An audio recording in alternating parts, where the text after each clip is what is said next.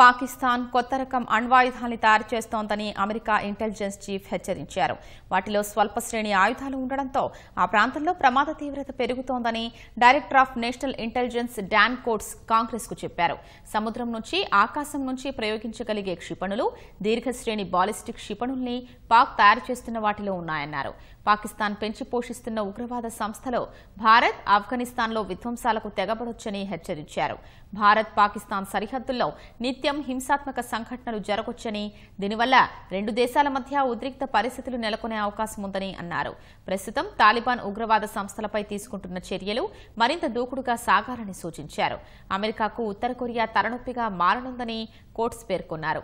Iran, Syria తదితర దేశాలకు ఉత్తర Korea ballistic క్షిపణి సాంకేతికతను ఇవ్వడం ద్వారా ఈ ప్రమాదకర సాంకేతికతను వ్యాప్తి చేయాలని అనుకుంటోందని స్పష్టమవుతోందని కోట్స్ అన్నారు. 2016-17లో ఉత్తర కొరియా వరుసగా అణ్వస్త్ర పరీక్షలు నిర్వహించడం తెలిసిందే. ఉత్తర కొరియా జీవ ఆయుధాలు, రసాయనిక ఆయుధాల్ని కూడా అభివృద్ధి చేస్తున్నట్లు తాము అంచనా వేస్తున్నామని కోట్స్ పేర్కొన్నారు.